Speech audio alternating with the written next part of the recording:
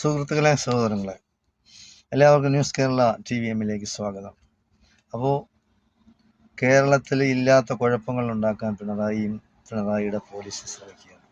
ഇന്നലെ രാത്രി 12:30 നമ്മുടെ രാഹുൽ മാങ്കൂട്ടത്തിനെ അറസ്റ്റ് ചെയ്തു. പുതിയ കേസാണ്.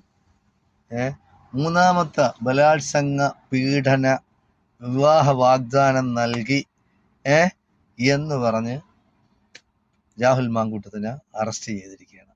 അപ്പോൾ നേരത്തെ 2 കേസ്, ഒരു സ്ത്രീ കൊടുത്തു, രണ്ടാമത് വേറൊരു സ്ത്രീ കൊടുത്തു. ഇതിപ്പോ മൂന്നാമത്തെ സ്ത്രീയാണ്. എന്താ, രാഹുൽ മാങ്കൂട്ടത്തിന് ഇങ്ങനെ ബലാത്സംഗ വീരനാണ് രാഹുൽ മാങ്കൂട്ടം. ക്രൂരമായി പീഡിപ്പിച്ചു എന്നാണ് പറയുന്നത്. ക്രൂരമായി പീഡിപ്പിച്ചു, എന്നിട്ട് ഗർഭിണിയാക്കി, പിന്നെ ബലാത്സംഗം ചെയ്ത് ഗർഭിണിയാക്കി, പിന്നെ ഗർഭഛിദ്രത്തിന് പിന്നെ സമ്മർദ്ദം ചെലുത്തി. എന്താണ് പറയുന്നത് മനുഷ്യന്മാർ?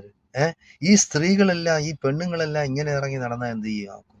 രാഹുൽ മാങ്കൂട്ടത്തിന്റെ ബാക്കിൽ പോയിട്ട് എന്നെ ഒന്ന് ബലാത്സംഗം ചെയ്തു, എന്നെ ഒന്ന് ഗർഭിണിയാക്കൂ, എന്റെ ഗർഭഛിദ്രം നടത്തൂ, എന്നിട്ട് നിന്റെ പേരിൽ ഞാൻ കേസ് കൊടുക്കും. അപ്പോ ഇവിടുത്തെ പോലീസും ഇവിടുത്തെ സർക്കാരും എന്താണ് ഇത് മാത്രമേ കാണുന്നുള്ളൂ? ഇപ്പൊ പ്രശ്നം അതൊന്നുമല്ല. ഇലക്ഷൻ നടക്കാൻ പോവുകയാണ്. അതിന് മുന്നോടിയായിട്ട് ഇവിടെ പിണറായിയുടെ LDF എന്ന് പറയുന്ന സർക്കാർ വളരെയധികം കുഴപ്പം പിടിച്ച പ്രശ്നത്തിൽ പെട്ടുപോയിരിക്കുകയാണ്.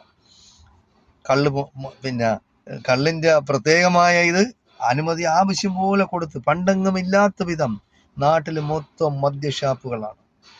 ജനങ്ങളെ എങ്ങനെ വഴി പിഴപ്പിക്കാം? കാരണം കള്ളും കുടിച്ച് ബോധമില്ലാതെ ഒരു തലമുറയെ നശിപ്പിച്ചു കഴിഞ്ഞാൽ പിന്നെ അവന്മാര് എങ്ങനെ ചിന്തിക്കും?